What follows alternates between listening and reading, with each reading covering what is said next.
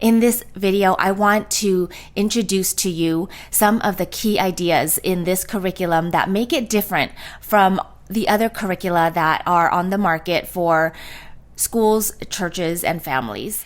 Could I just quickly introduce myself if this is your first time meeting me? My name is Brenda Jung, and like you, I work with students all through the school year and even in the summer by offering them Christian leadership development lessons. We work through them in groups, and I also mentor students one-on-one once a month.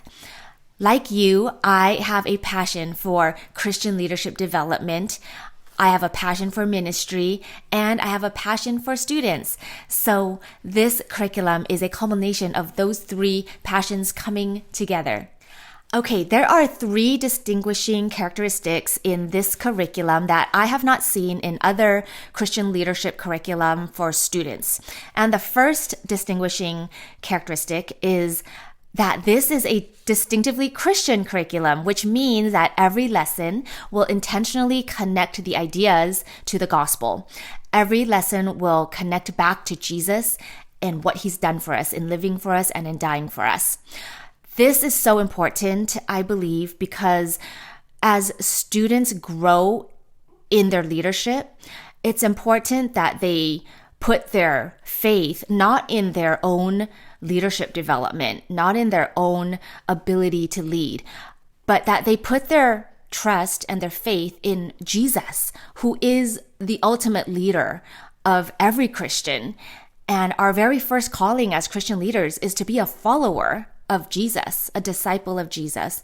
And so it's really important that students are regularly reminded of that as they develop themselves as leaders.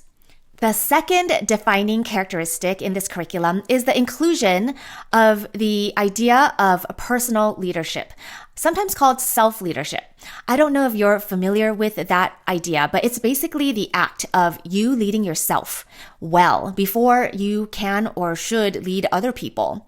So the work of personal leadership is where I believe leadership should begin, and that is where this curriculum begins with this lesson on personal leadership. And the third distinctive quality of this curriculum is identity.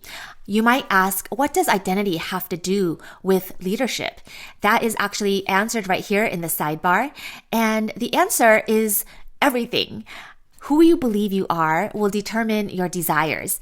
Your desires will form the kinds of thoughts that you have. Thoughts turn into feelings and emotions. And once those feelings are strong enough, they will express themselves in actions, in behaviors. And daily actions are habits. Habits become our lives.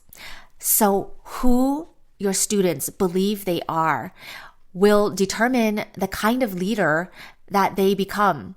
And as believers, it is important for our students to understand their identity in Christ. So Unit 2 is all about identity in Christ. And through Unit 2, in the 4 lessons you get, they are going to expose 4 lies that Satan tells to teens, 4 successful lies that teens tend to believe. Those 4 lies are very effective attacks from the enemy. And students hear this as middle schoolers and high schoolers, and we hear these lies, right, throughout our adulthood. But it's really important for us to introduce these lies to our students at this stage where they are now so that they can recognize those lies and then replace those lies with gospel truth. So this unit is a fun one because there are quizzes that students can interact with that will actually help them to understand their relationship to the fear of failure, the fear of rejection, the fear of shame, and the fear of blame. These are the 3 characteristics that make this curriculum different and I believe special and important for Christian leadership development.